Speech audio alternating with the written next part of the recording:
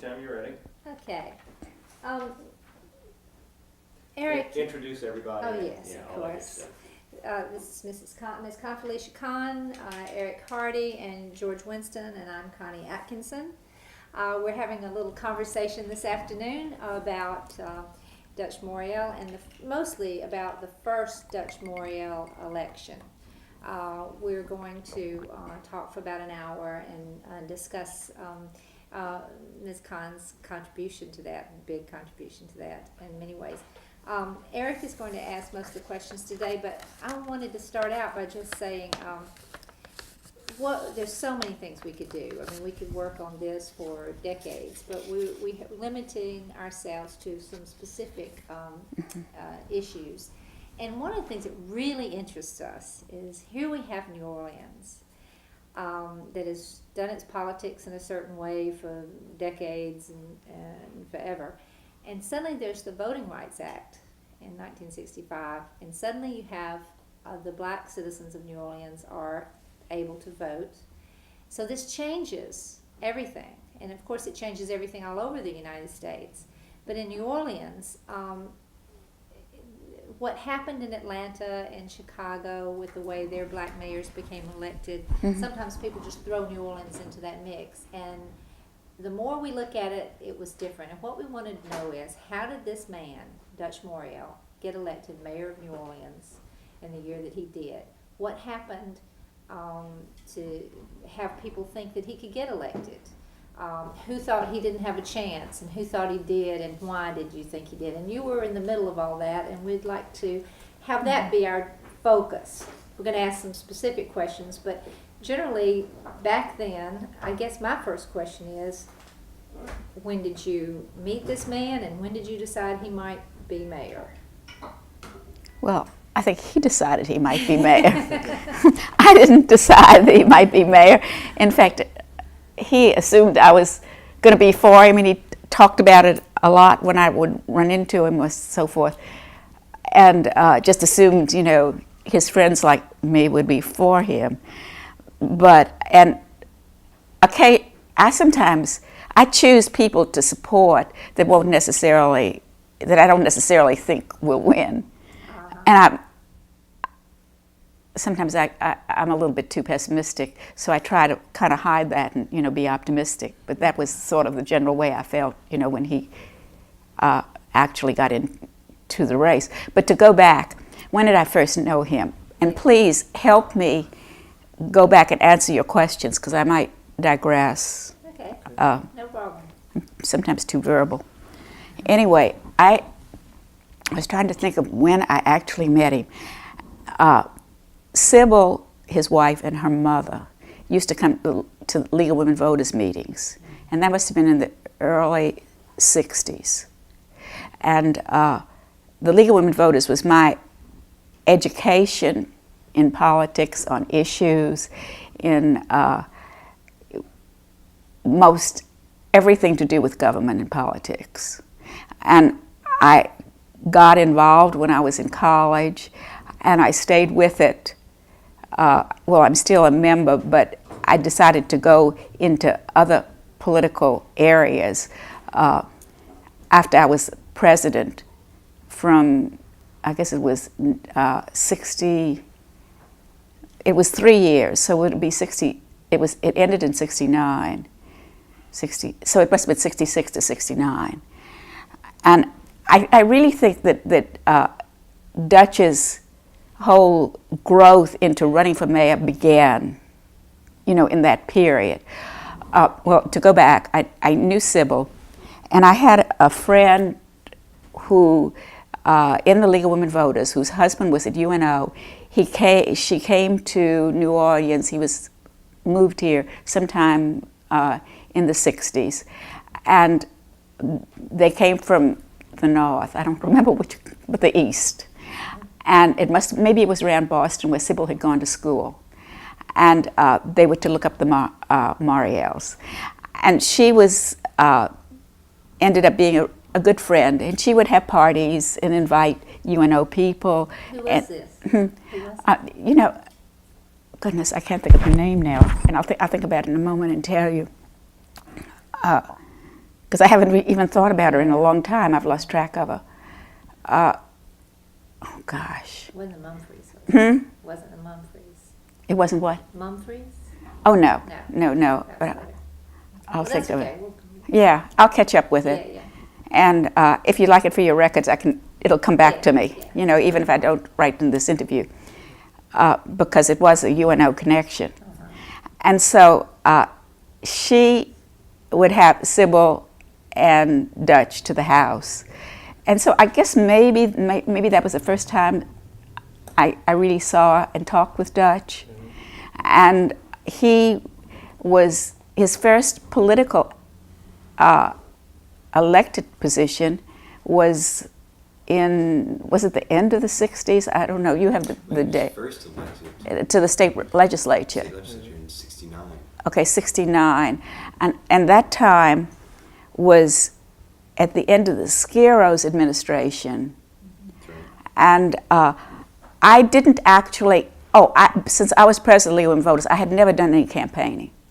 Because at that time, anybody who was on the board, which I was for a long time, you couldn't get in a campaign, which was a rule.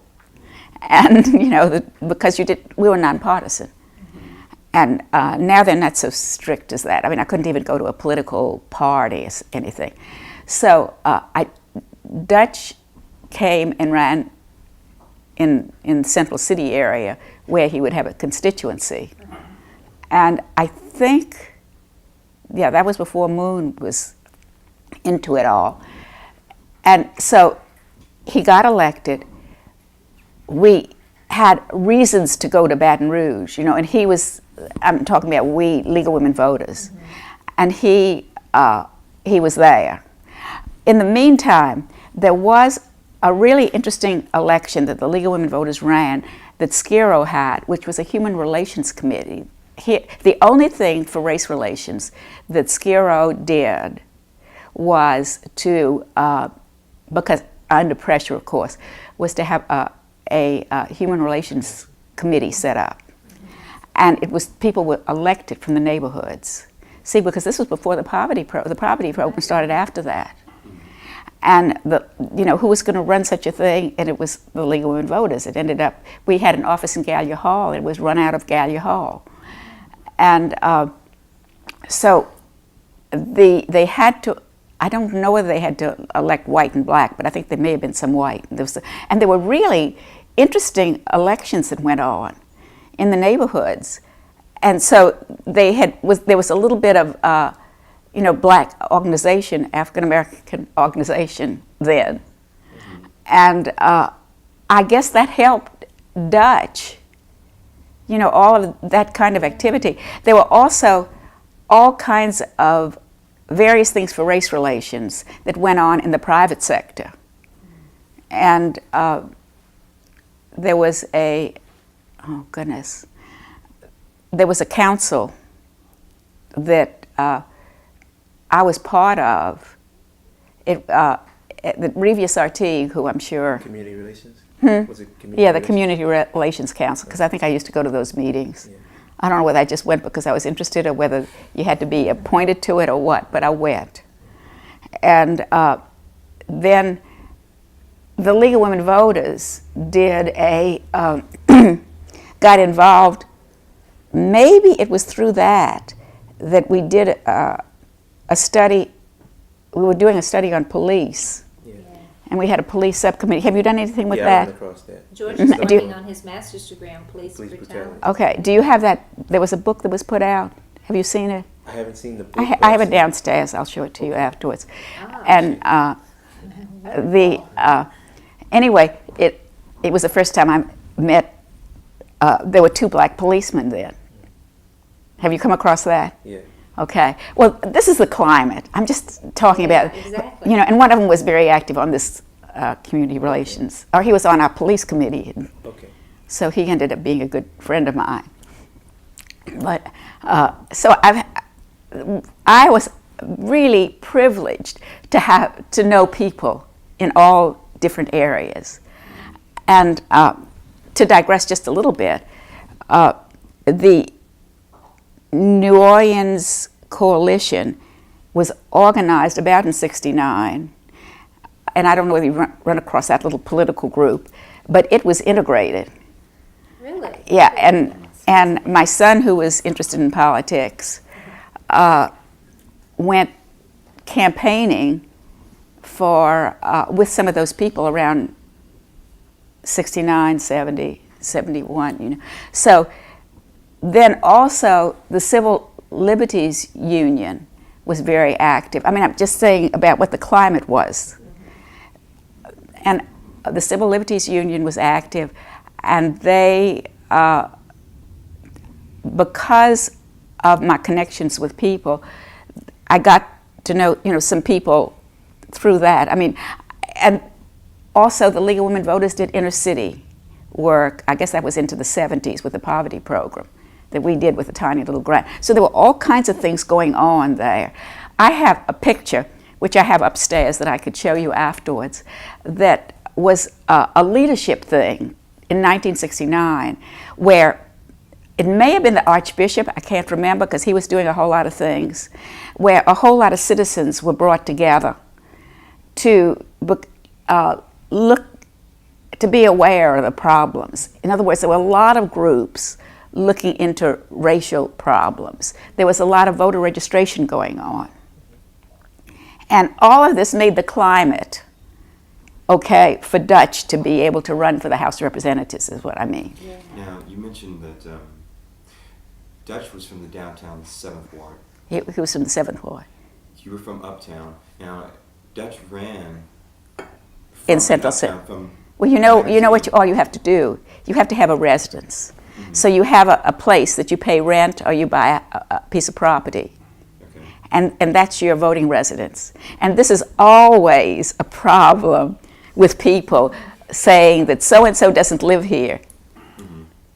So, You know- I'm curious to know how he bridged the gap. You mentioned his wife and Well- maybe some people that she went to school with in the Northeast, but it sounds like his wife, in some ways, was a conduit to uptown groups, Well, liberal yes, organizations. right. And of course, he was, I was going to say about this picture that I have upstairs that I can show you afterwards, and some of them you may want to put on your video. The picture had a couple of black people in this group, because that's why I was looking at it, you know, and I mean, I just happened to pick it out. I'm sort of a pack rat, so I keep little things around. And I have a poster that you might want to video that's over there that was from the first campaign and some various things. But anyway, Sybil is in this group, you know, because I was looking. There were, I think, let's see, there was the school board, can't think what his name is. I know all these names, and there are just so many of them. There was the president of Dillard University. There were about 3 or maybe 4 black people in this group. But, you know, and Moon Landrieu was there, but he wasn't mayor yet in '69. He wasn't he? He was elected mayor in 69. In '69, okay. So that it may have been before he was mayor. Now, then, as the poverty program was developing there, remember that it established a leadership among black people that had never been before. I mean, that's where Dorothy Taylor came out. She was she was in the PTA area, and she was kind of selected to ultimately follow Dutch. So who But there were, decided who would be in the poverty? Who picked these people in which? into the poverty program? In the poverty Who program, became the leaders? Or did they rise up and just? the ones, I think that they just came up. Now, these are the neighborhood people. Now, this isn't the leadership. Right. There was a whole, you know, as I think about it, there were all kinds of studies and there was a program that went on studying the city in, that was happening then, which I'm sure you've come across the books. Dr. Bobo. Yeah, and all. And Dr. Because I was on some committee, one of those committees. Yes. And everybody was on those committees. I've always been on the committees and things that, you know, in transition committees and all of that. because, well, I really enjoy government, and I enjoy the study because that was my League of Women Voters training. So it sounds like during with the poverty programs, there's a grassroots There was a grass. place. Yeah, well, remember, there was a Human Relations Committee that brought out some people. Clotilde Bernard, who died not very long ago, and her daughter's a judge. All of that came out of the poverty program. I mean, Clotilde came out of the Human Relations Committee election. But in the poverty program, the leaders weren't grassroots people. When they set it up, now when I'm saying they set it up, government set it up. I remember Tommy Gaccio had a part in the poverty program as a leadership position, and he ended up so unhappy about the whole thing that I've never known him to ever do a political act since then. I don't know, I'm sure he votes, but but he never worked with any group. And then there was, oh gee, if I could only think of remember all the names of them. And but during that time, and see, I'm not sure of all the history and all the time, the black political organizations came about. And I remember Sherman Copeland, the first time I ever saw Sherman Copeland, he came to a League of Women Voters meeting talking about, I've forgotten what our subject was, but whatever he was doing at City Hall, or doing with government. I think it was when he was doing things with government. So during that time, the different political organizations became alive, and there were still the ministers. What's really kind of amazing, the leadership were these people who were not, the black people who weren't ministers, but they still were ministers too. The ministers had been the very beginnings, like Alexander, and and then the one before him, who I can't think of his name right now. But A.L. Davis. So A.L. Davis was even more powerful than Alexander. And so they were there, and I think right now we've sort of swung back to the minister's power and not so much power of the other groups. So, if you live long enough, you see all of these swings, just like some of the things we were talking about before we started with the camera, that something that was popular at one time, whether it's art, furniture, styles, or what, they keep coming and go. That's an interesting thing, because those are all Protestant uptown ministers.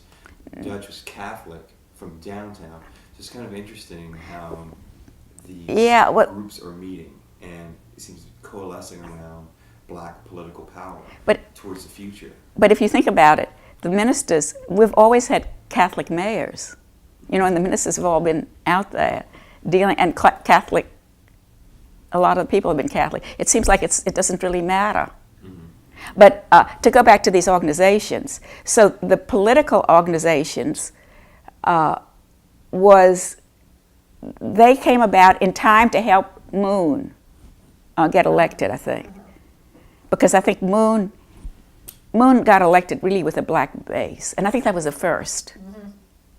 I'm trying to remember as I'm talking. I can remember, more and more about it, but I don't know exactly which fits into what. And you all probably know from your research the things that I talk about, and I may be off a year or two, but it was all these things happening at the same time, and you talk about a climate. Exactly. So this was setting up the climate. So you get Jim Singleton. I met him once. We were doing community organization, League of Women Voters, along with what we did was we went into some areas where the poverty program couldn't go because they could only go to certain parts of the city. They didn't have enough money or resources to do everything. And so we went up into Carrollton, but we still did voter education in some other places. And this was done through a national grant. Some of us went to a national meeting about community organization. I think I went to 2 or so that the League of Women Voters had. And they sent in people to help us a little bit.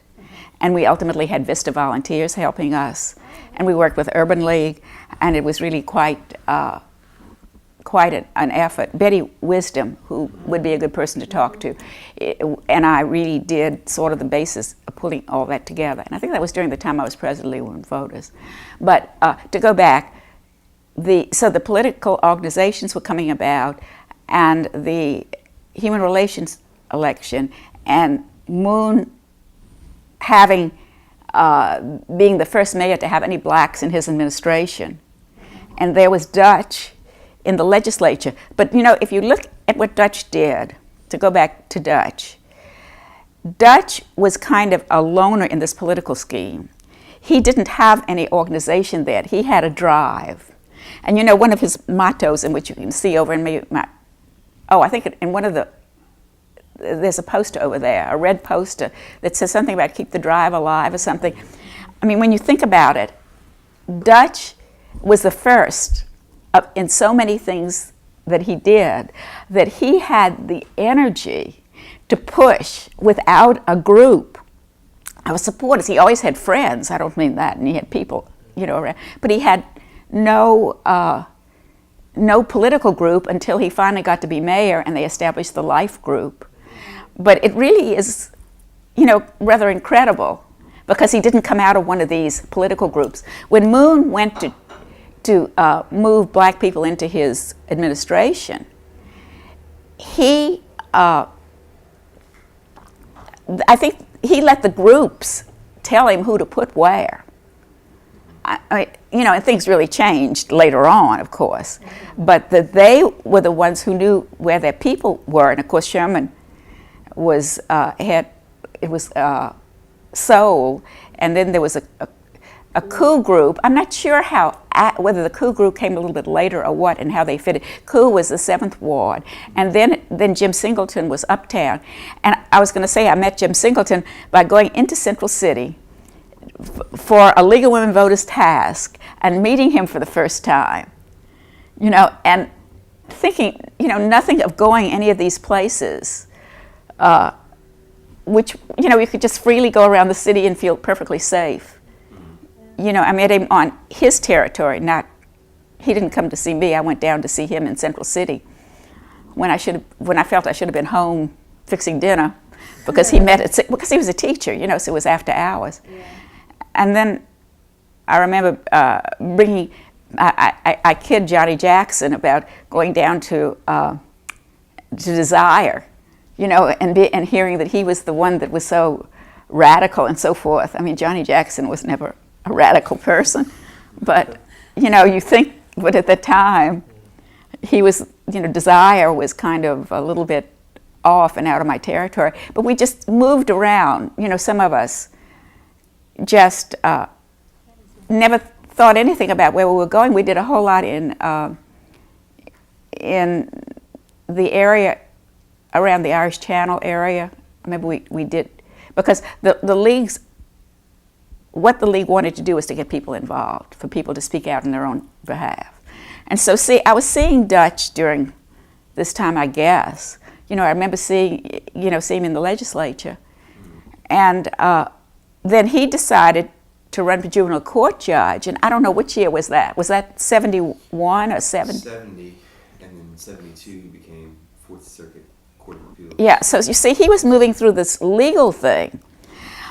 And, you know, actually, Moon Landrieu and Dutch were very similar in that their drive was an individual thing we didn't have organizations anyway in politics.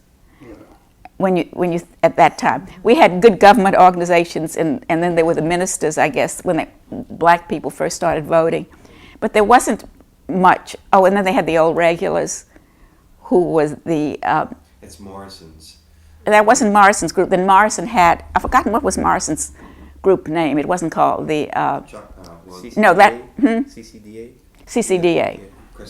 So when I was the CCDA was built by Shep Morrison, but I don't think that they probably had any black people in it, I would guess. Now, I was deep into League of Women Voters then, so I didn't, know exactly. So there was a CCDA, the old regulars, which was the Huey Long leftovers.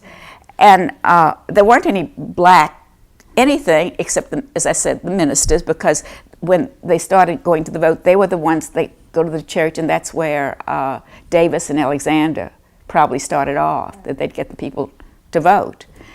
And there may have been some minor ones along. In fact, there were. I guess I even ran into some of them at different times. Anyway, so you were getting kind of an integration of people. The elitist people in the city were trying to do something about the situation of race relations. Who do you define as the leaders? Who do you define as those people? Who were some of those people? Gosh, why do I forget? Harry Keller.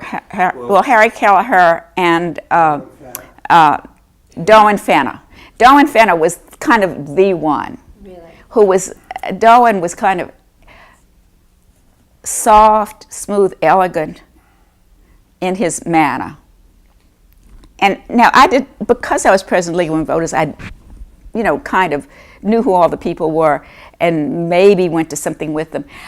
During the 60s, the political leadership was very weak. I mean, after Shep Morrison, Skero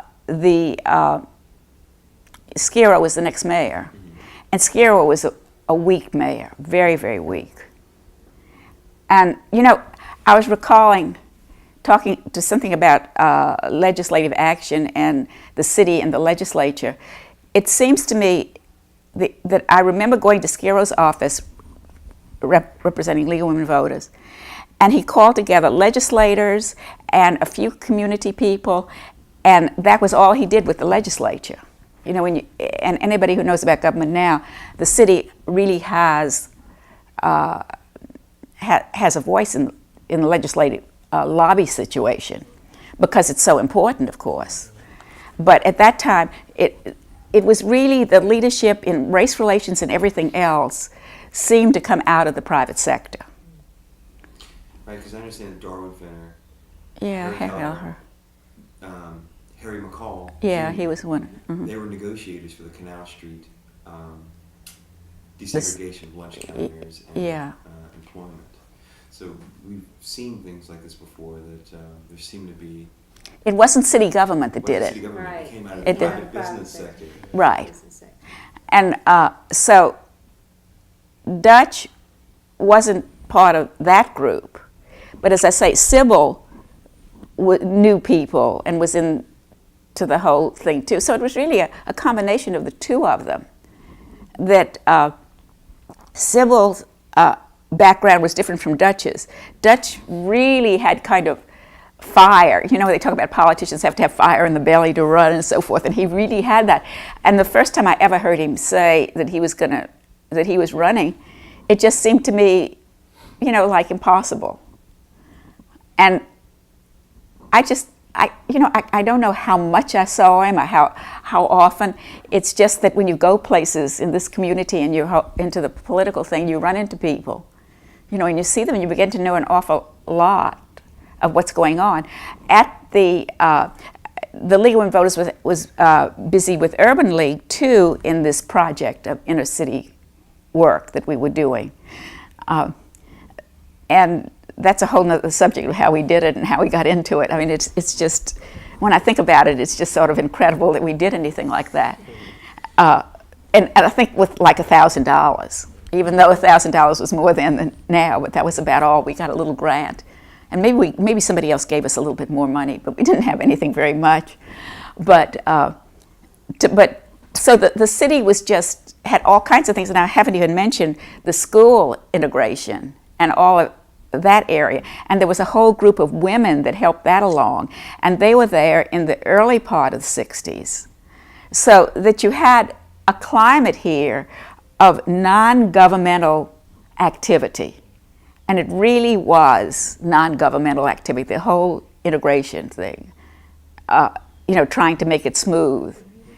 And the fact that they set up, they had discussions at Tulane, under the auspices of Tulane, that the Kellers, Chuck Keller was one of the ones that was instrumental in a lot of this, and Rosa Keller. And they had a grant. It was before I was president of League of Women Voters, so that must have been in 65. Because I remember the president before me went to these meetings that they were having of trying to figure out what to do about the community. And it, as I say, I don't know whether that was integrated or not, because I wasn't I didn't go to the meetings. But it was talk about what to do about it. And then the Metropolitan Area Committee came about at that time. And I think I told you that the Metropolitan Area Committee didn't allow women to be part of it in the beginning. Harry Keller was one of the organizers of this, and Dorwin Finner. Yeah, and the rumor that I heard, which may have not been true, there were some very powerful type of personalities among women who were in IWO, the Independence, and then Martha Robinson was still alive. And Martha Robinson was the president of the League of Women Voters that I got involved with when I joined, and she ran for city council while Shep was still alive. And so that there were the women thing was there, because women then, other than Martha Robinson running for city council, and there was a woman who just died recently, that in the late 40s, some of the women helped her get elected to the school board. And she was like the second. This is Martha Robinson, the preservationist, known as the... Yeah, the but she was a political yes, politics. Her father was a politician or something. And she lived uptown in a very large house, and she was a dynamic person. And she decided she was going to run for city council.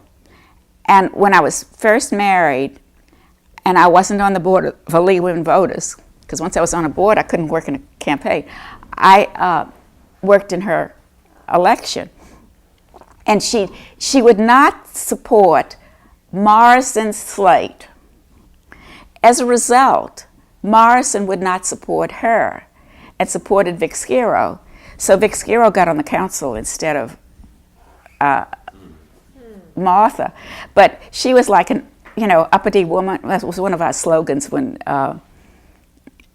in the women's movement. I mean, there was a button that said uppity women unite.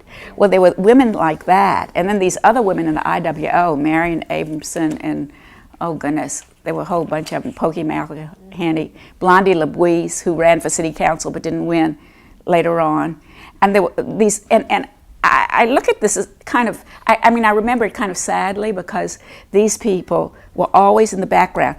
They never were there making the real decisions. The highest office was the Democratic State Central Committee. Which Dutch ran for in 1959. In 1959 he ran. 1959 he ran. You know, actually Dutch started off as a Republican, I think, after he was in school for a short time. Really? But he did run in 59. I didn't. And he ran for the Democratic State Central Committee. Because when I ran for the State Central Committee in 72, I think it was most unusual for women to do anything like that. Right. And the women, so you think of this climate of how women were treated, but these powerful women that did all these political things in the background didn't care, didn't aspire to office. I mean, Martha did, but she was unusual. Didn't aspire to office. They were willing to help as long as the men would do what the women wanted them to do. I mean, that was their goal. But you see, they still had this independent thing, because if Martha had gone along with the ticket, probably she could have been on the city council, and it would have been very different for women in the city. So moving into the 70s, so it seems this like is it's very fractured. That you have black political organizations, you have yeah, an elite business community that are handling things behind the scenes. which they all Morial, which is set up outside of the black political organizations. right. When did he?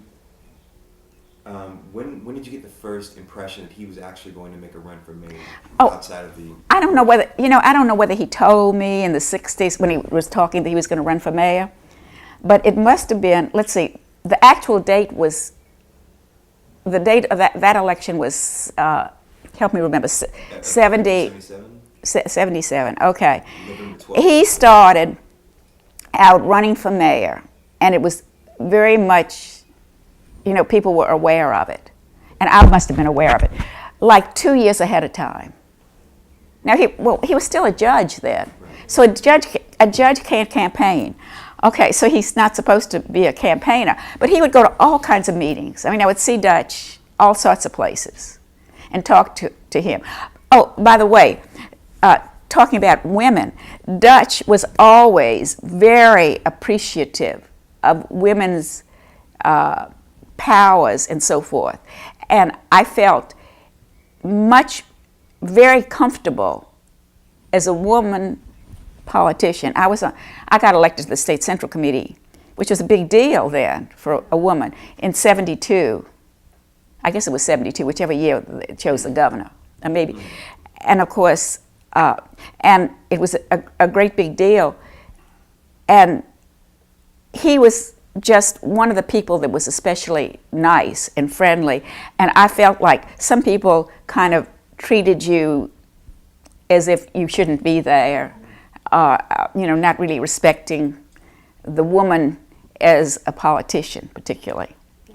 I mean, I remember Moon asking me once, why do you want to do that? It was unusual. And as he, was open, and he didn't have that many women in his administration, I don't think. I mean, it wasn't an issue. Some people were. Mary Zervagon was in his administration, and I think she would be a good person to talk to because she. That's Rosa Keller's daughter. Yeah, because of the political climate. She was in Moon's administration. Yeah, she wanted to be. They had worked for Moon. She wanted to work in government, so she deserved it.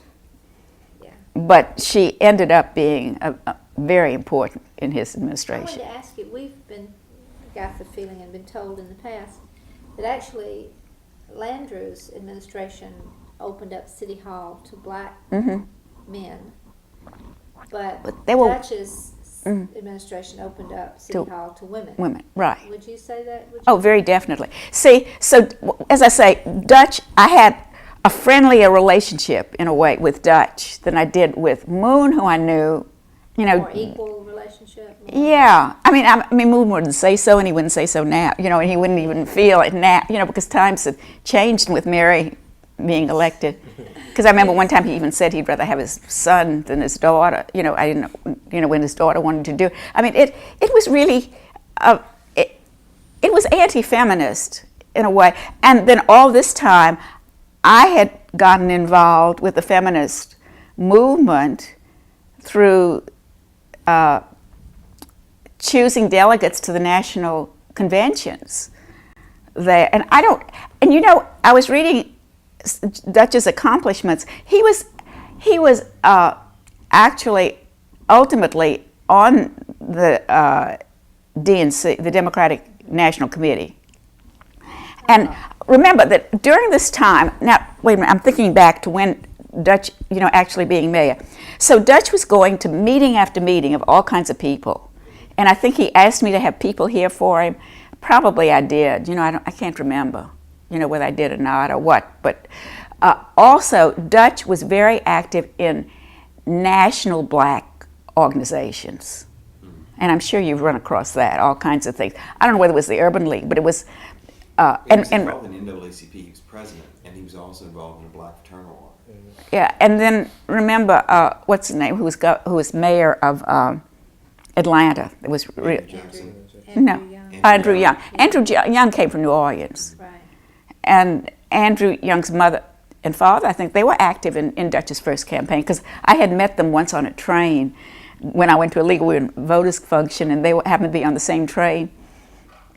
The Legal Women Voters started having black members earlier than most organizations, although they had kind of a difficulty with it around in the end of the 50s. And then about 1961, when the state made all these laws that black and white people couldn't meet together, and school teachers got afraid of losing their jobs, and so there was kind of a little problem there with the black members, but then later on there were black members. And so this, what was it? Where did I leave off? Oh, Dutch had friends all over the country. and connections all over the country. And those were people who were supporting Dutch in his effort for mayor, I'm sure. Now this I don't know for a fact, but so he had a constituency, but it wasn't the same kind of constituency that was around here.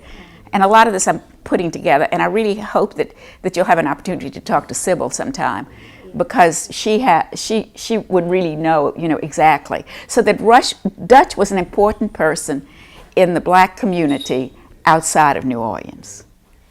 And so that when he's going to run for mayor, see, he has that kind of support. The race, when he finally actually got in the race, he didn't have any money. He didn't really have many people. And I was trying to remember where the headquarters was. But I understand the headquarters used to be. was it where on Orleans? Yes, that must have been it. It must have been in that building that was torn down. Yeah, they never should have torn that building down. It was a good building. Peter Claver. Yeah, it must have been over there or something, because I remember going there and all, but I just couldn't remember where. And so I just sort of got into the campaign. I don't know. I just sort of automatically got into it. And I can't tell you when exactly I decided I was going to be for Dutch, but as I say, he assumed it, and my friends were there. I had some friends. Novi Soniat, who died, her husband Lou Ellen was at that time very active in NWPC. I mean, well, I'm not saying it right, but you know what I mean. Yeah. Novice was going to be for Dutch. In fact, she died just right in the beginning of the Dutch's campaign. And she was my very good friend because we did national things together. And so, but I had this, I was doing a whole bunch of things at one time. And actually in 1975, during 76, whenever I ran for the state legislature, because it was my friends who pushed me into doing it at the last minute. And then a couple of years I tried again, but of course I didn't ever succeed. But during that period, so Dutch, when he first started to run, he just didn't have much of a group of people with him.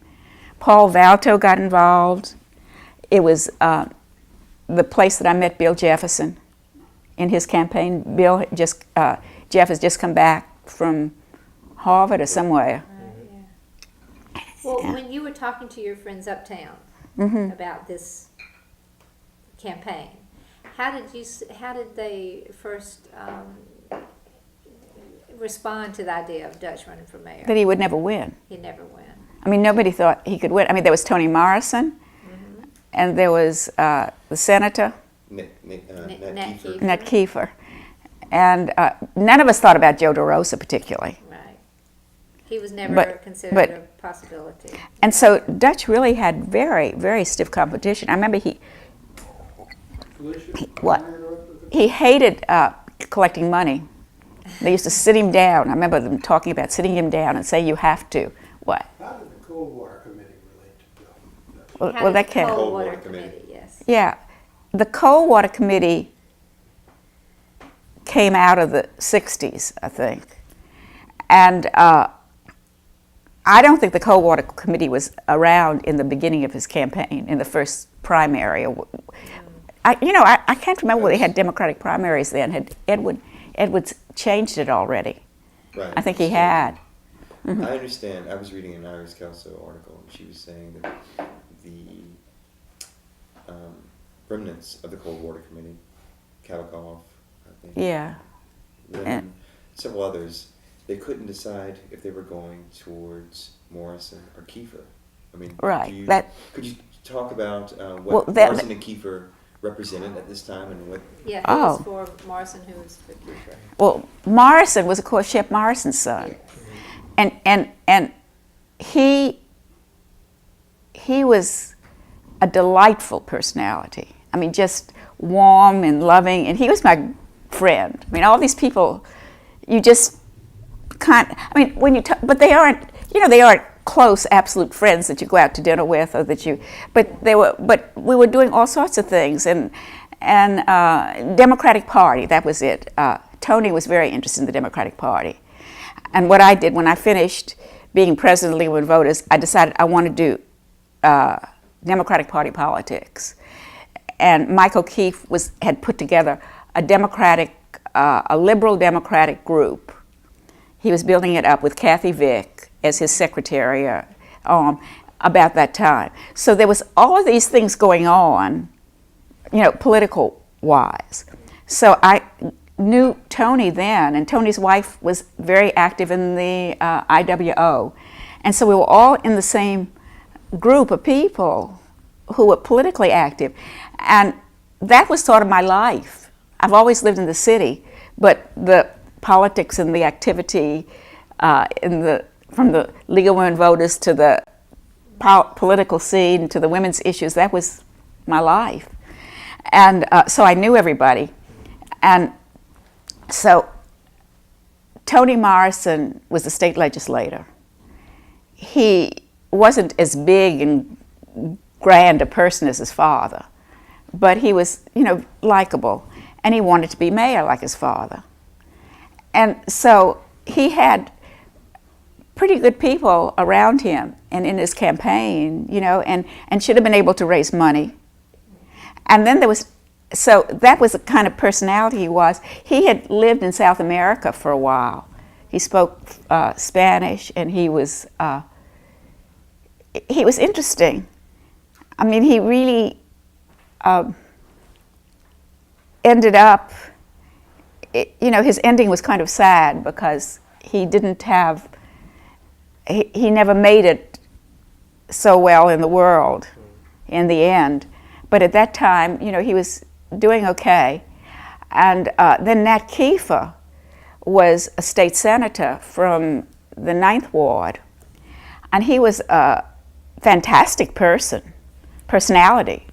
He was flamboyant, he was loud, he was a typical Louisiana senator. And he was very, very important in the Senate. What did you say? I'm sorry? Yeah. Yeah, he got things done in the Senate. And he was the kind of person that was forceful.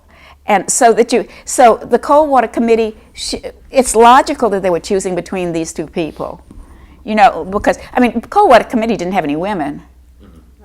Right. This was still left over from the whole thing about women weren't, they weren't important, they didn't want. But I forgot to tell you that I had heard this rumor when they organized MAC in the 60s, Metropolitan Area Committee, to do reform, that they didn't want to have any women because they didn't want certain women in it because those women were too loud and too, one being probably Martha Robinson, who was still around then, and a preservationist by this time. Right. And she saved Gallia Hall. She was very instrumental in the lake, riverfront. Expressway. But Gallia Hall would never would have been torn down because they wanted to tear it down. Her great quote when the Times-Picayune moved. So the Times-Picayune has always been inaccessible, and it's just now geographically so. Oh, yeah. Well, so she was highly quotable. She was just wonderful, but she was doing totally different things than I was. When she got into preservation. So I didn't really see her very much. I saw her in the beginning when I didn't even know what I was doing. In the beginning of my interest in politics. But to get back to the Coldwater Committee, so it's very logical that they would have chosen between those two people, and not Dutch at all, because it maybe no matter what they thought. Well, Dutch was kind of an uppity person. I use that word to describe women, but he was kind of a person that talked out and did what he wanted, and he wouldn't. And Dutch, his kind of personality didn't really suit the Coldwater people anyway. He wasn't like the president of Dillard, and he was. It wasn't that he wasn't polished, but it was different. He wasn't. He just spoke out and said what he wanted, and put people on the spot and challenged, and I mean, he was always lovely to me, so I can't ever, nothing, did he ever say. But he didn't suffer fools lightly, huh? That's what you're saying. He didn't suffer fools lightly. Is that what you're saying? Right. What? So then in the end, Yeah. the second time, it was totally different because De Rosa was the enemy, in a way. I mean, De Rosa was the totally different kind of background. He was on the city council for a long time. From my evaluation, he was not anybody that you would say was a significant person. The city council, too, could have been the strength in, and it was. Moon was on the city council a while. And then there was another guy on then, John Petrie. So Moon and John Petrie, who were on the city council during that period before Moon was, Moon had been in the state legislature and then he was on the city council. They kind of kept a little bit of leadership because Skiro was so weak. But that's digressing. But it was this kind of climate was where something like the Cold Water Committee, can you imagine a Cold Water Committee now deciding who they were going to support for mayor? It's just, things like that don't work anymore. But remember, the New Orleans charter, the city's charter, was set up so that people like the cold water people could be on boards and commissions, like the Board of Liquidation of City Debt, Surgeon Water Board, and all these, that you were talking about. They could be on all these groups. They could have their hand in the city without ever getting it dirty in politics, with these flamboyant type mayors and politicians and. Yeah, so that they had a tradition of kind of running government, and it was the elitist who were in the Mardi Gras parades that were uptown, Comus and Momus and whatever, and they were the ones that did all they kind of from underneath ran the city. And as somebody told me once, the city was kept conservative because they didn't need money for anything. And so in running the city, the banks didn't lend money as they did in Houston, Dallas, Birmingham, anywhere. So we were kept and we were insulated a little bit from the whole world being kind of out of it in this area of the country. Dr. Bobo, that's what Dr. Bobo's report. Yeah, and his report was very important. We all talked about Dr. Bobo's report all the time. And Dr. Bobo would come to Legal and Voters meeting. He'd come to talk to people, and it was as I talk about it, it was really a fun time. But every time is fun, it's just fun in a different way. But I really felt involved because as president of Legal and Voters, I was somebody because I was president of Legal and Voters, and because citizens were really kind of. Certain citizens now, were really out there doing things. And it wasn't the political people necessarily, but it kind of changed. Can I ask you about, those the groups, those black groups like Coop Yeah. and those, did they come to, how did you interact with them? Did you interact with them at all? Did they try to get, I guess that was after you were with the League of Women Voters.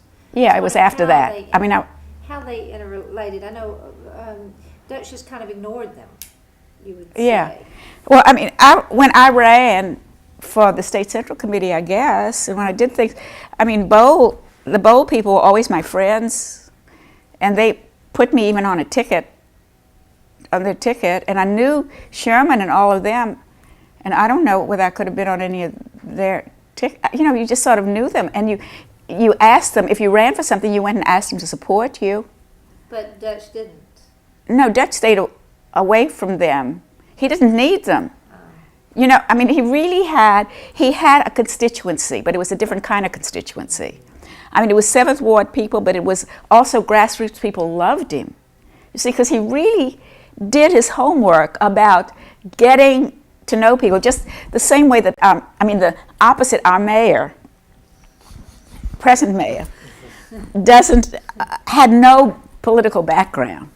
I am so sure that it takes political knowledge and skill to to make political decisions and be active in government. And all of these people think that anybody, any citizens can go in there and do anything in government and stay for a few minutes and really do it. Well, what happens is that the decisions are made in other ways and they don't have control. And the people really almost lose control, because it's like, the people they hire and all kinds of people that don't really represent people. You need that political strength.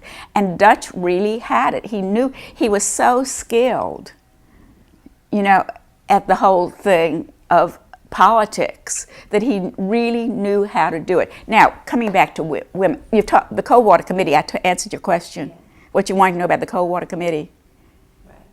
Right. Because in desperation, they had, it was sort of like, when we chose Edwin Edwards, do you want the crook or the, yeah, exactly. So here we were in the same position with, a lot of white people in New Orleans would be in the same position with, you have a black guy and you have DeRosa, for whatever he is, yeah, who had been ineffective, not effective at all on the council, and not. And what? Well, I don't think the fact that DeRosa is an Italian name, but I don't think that was an issue. You don't? I don't think so. We had so many Italian politicians before. They would, probably Italian people might say so, but I don't know, because we went to the fiesta or whatever they had at the opening up of the Italian Piazza, and we were talking to an Italian historian, and the ones at UNO with his book. Oh, yeah. I had a neat talk with him. It's not at UNO, is it? Yeah, he's. Southeastern. No, I thought he said UNO, but maybe I'm wrong. Southeastern. Southeastern, in Hammond. So why do you think DeRosa would not have been a choice? He wasn't like any of these people. He didn't fit in with them. Right. Totally not. I think he got to be a judge later, but he totally not fit in with any of them. But in the end, the vote, Dutch had a very small, because we were going over it the other day. I can't remember all of that, but I knew that mostly black candidates never got more than 10% or less of the white vote. And you were saying that Dutch got less than that. Well, the he first 7% in the primary. And then 10%. The white vote was actually, you can see, was split over DeRosa, Yeah. Morrison, and Kiefer. Yeah. Runoff, he receives almost 21% of the white vote. Mm-hmm. Which was very large, and wasn't. Yeah, because he wasn't really loved by any means in the white community ever. Because he said what he wanted to say, and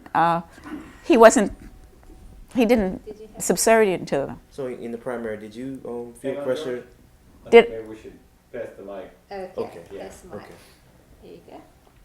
Yeah. Great. I want to tell you about women too. Oh, yeah. I was just going to say that in the primary, did you yourself feel any pressure to support any one of the white candidates? Like you talked before about the Uptown constituents thinking that he didn't have a chance, and I was wondering how you felt personally about it. Well, during the primary. I would not have ever thought of supporting Nat Kiefer. He just wasn't my kind of politician. Okay. And I didn't trust him either, but he did get things done, And but Toni Morrison was a friend, and Toni. See, I might have, perhaps would have supported Toni, if Dutch hadn't been there or something. And of course, actually I hadn't supported Toni when he ran for the state legislature, because Novi Soniat, who was alive then, ran against him. And both of them were friends, but Novice was my friend in the women's movement. We went to women's meetings together in the very beginning, and started off with McGovern for president. And I guess that maybe that was before the Carter years.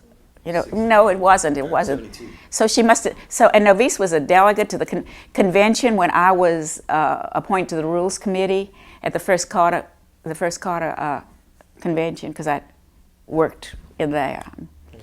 want to say how many things that I was doing. I can't believe it. I was going to say. I mean, I can't, it's hard for me to believe it that, because I always have a habit of trying not to do too many things. I'm always trying to get out of things, and instead I keep multiplying them. But so it was, so that was it. So Dutch was the one, and so I mean, I was comfortable with Dutch. Yeah. I just wasn't sure he could win, but he was really my close. I felt stronger toward him or something. Yeah, I was going to talk about that too. How was your personal interaction with him? With Dutch? Yeah. Dutch was always pretty okay with me. I mean, he'd calm me down, for a point of view, but see, once he was elected mayor, he had an inner circle of more powerful people, but he was always okay with women. And I remember, he would treat me okay, but he hung out with his friends and had a whole life that was away. And I found that with people, you can be, see a politician a lot, but once they get elected, they have another life. And you aren't in that life. I mean, unless you have power, unless you have money, or you have a position, or you want to work for them, or something like that. I mean, I had friends that were working for Dutch, of course. One of my good friends joined his campaign, I think partially because I was there, Harriet Burnett, and became very important in his campaign, and then in his administration.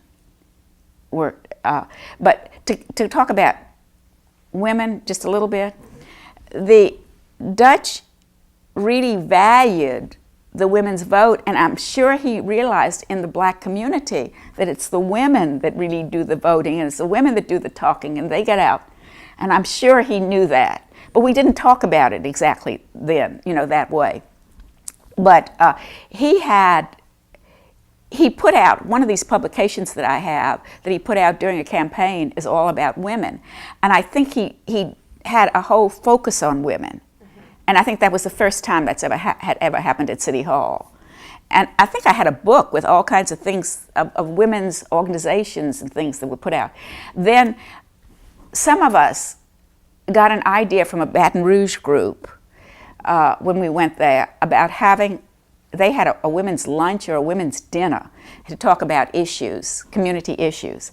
And so 3 or 4 of us set up a women's breakfast that just sort of disappeared last year or the year before because the person that was in charge decided she didn't want to be in charge. No, we never paid anybody or anything. And we would meet once a month and have a speaker. We weren't organized, and somebody just took it over and was in charge.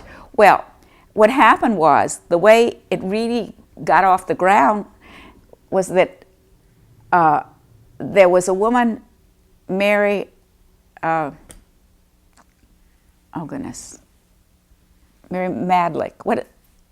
I can't think whatever. Yeah, anyway, she was in charge of women, I think, appointed somebody. And Lou Adrian, I think, was on his staff. Lou Adrian Reed, I think, did something with Dutch with women, too.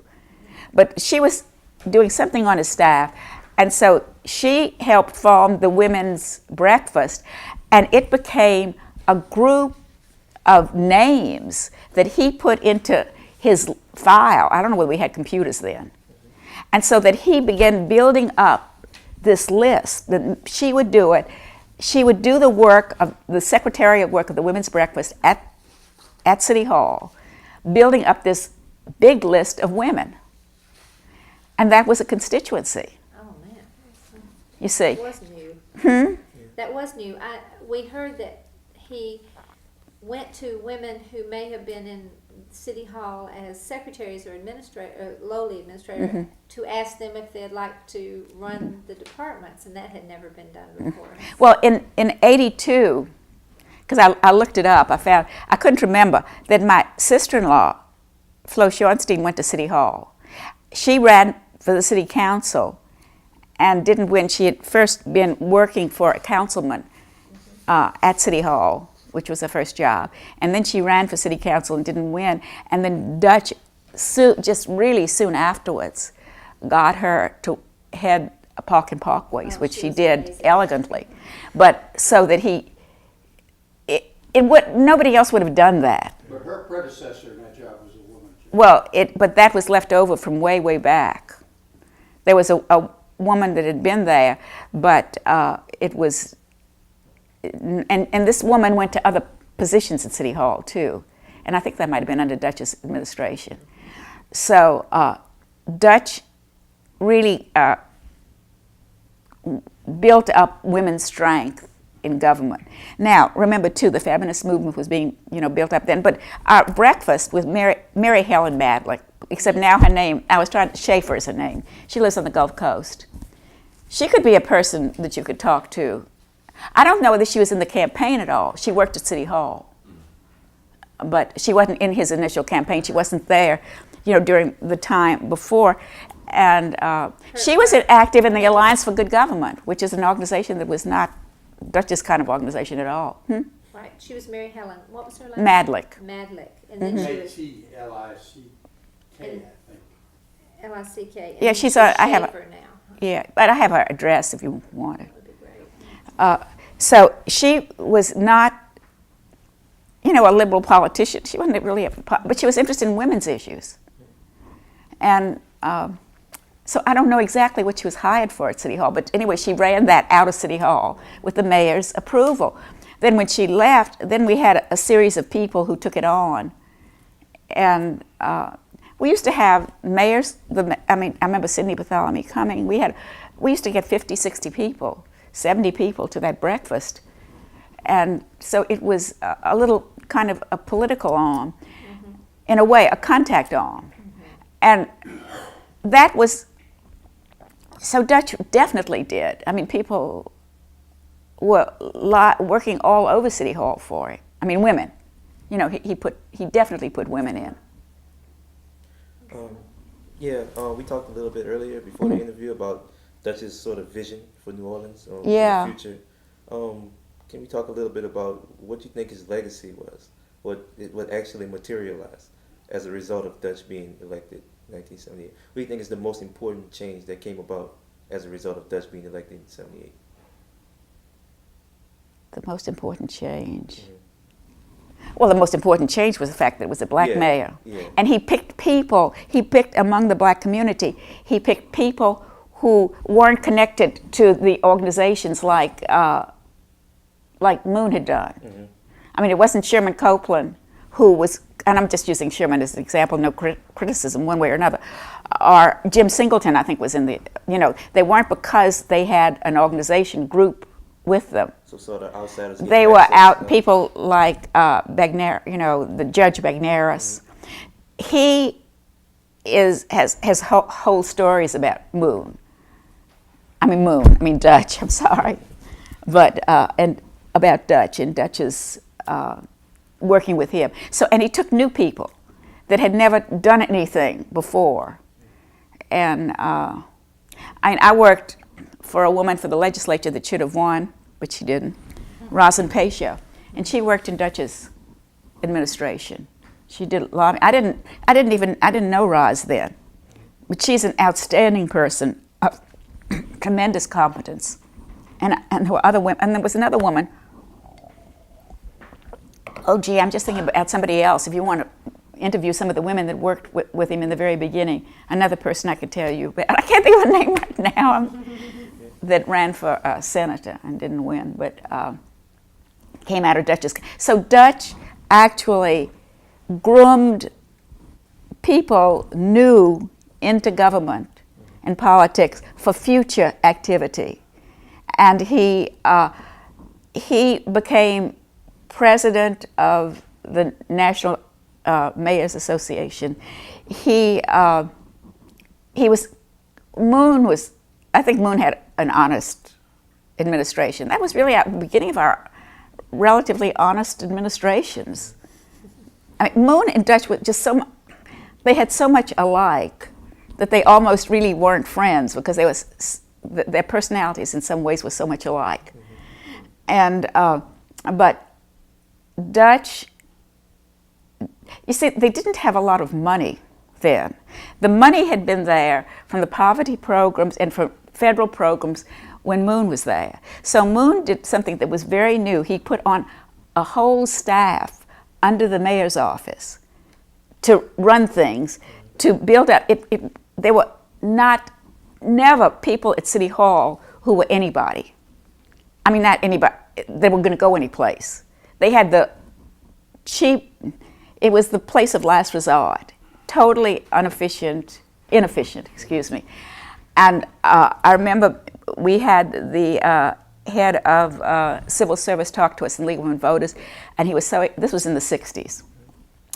And he was so excited because they were a real outstanding person that was working at City Hall, one, that he could refer to.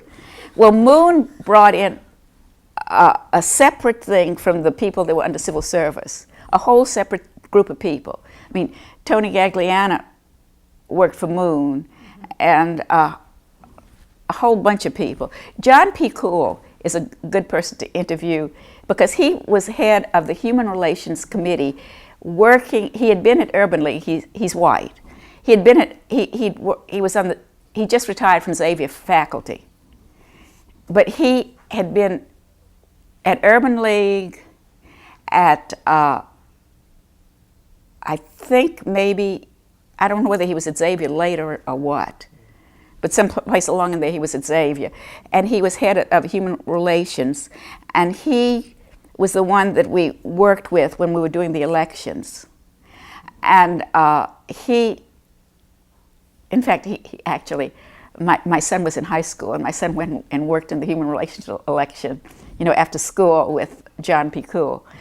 And then he worked in, I guess he was in Moon's administration. I don't think he was in Dutch's, but he's very well aware, of the political climate there. And so what was I telling you? I was telling the biggest thing. So I think it was the kind of people that Dutch had. He didn't have any money.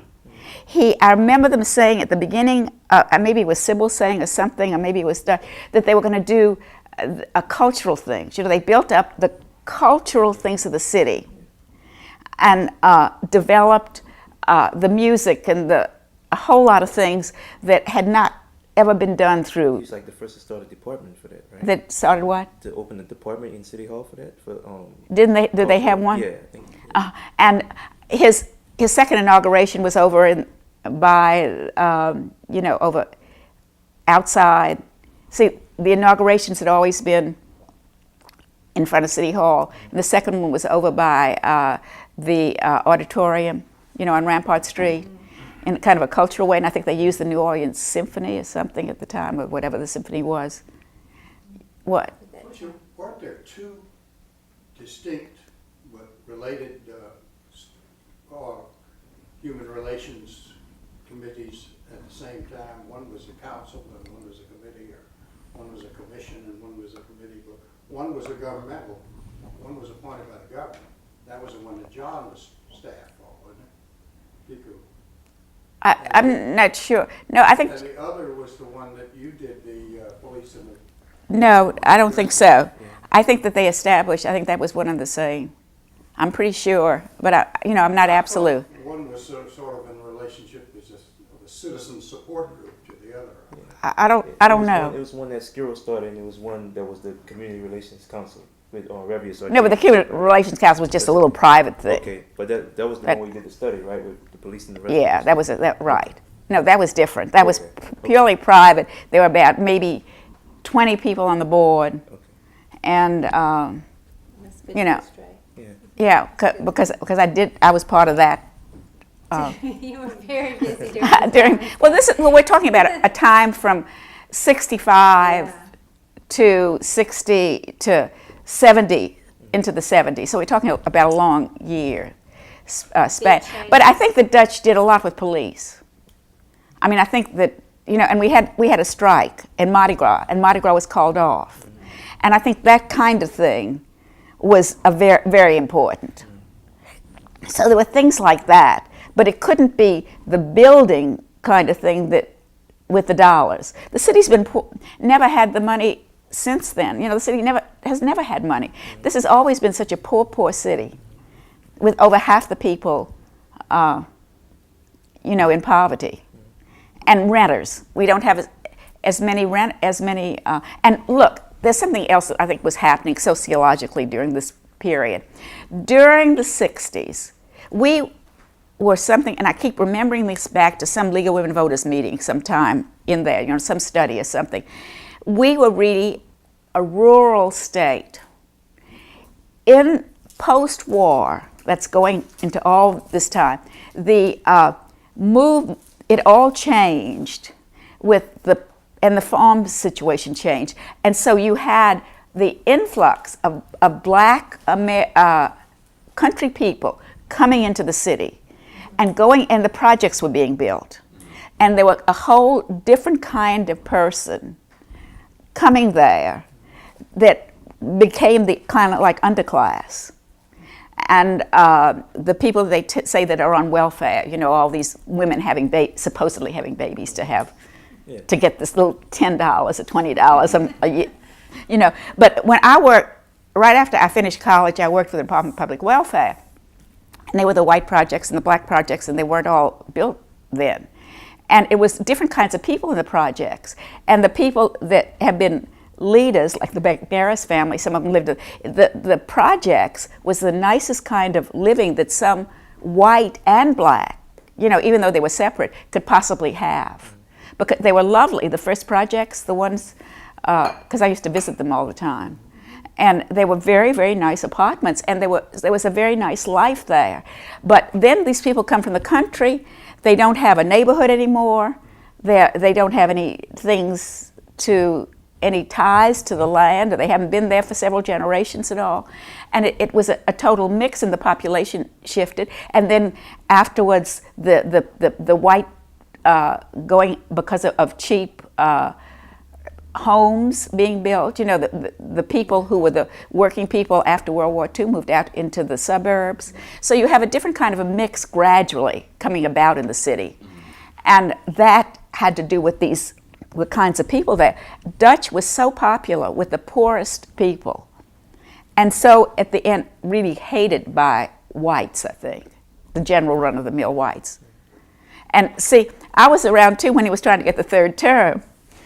Oh, dear. And sometimes I just kind of get talked into things. And I wasn't really sure from my good government point of view whether I believed in the third term or not. I don't believe in people not being able to succeed themselves. I hate what's happened on the city council or in the state legislature. We're going to have a terrible legislature after this 4 years because 2/3 of the people are going to have to leave, and because of term limits.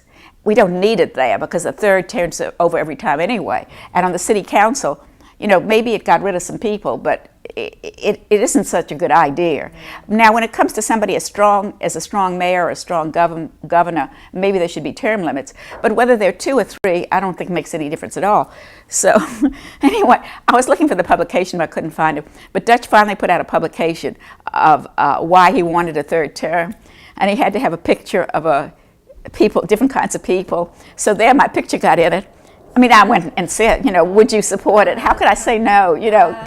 So I said yes, and I was for the third term. So when Mark wanted the third term, I had to say yes, I'm for it. I mean, it didn't make any difference because he didn't get it, you know, because I thought, well, and I really don't think it makes any difference whether it's 2 or 3 terms. But Dutch wanted to finish.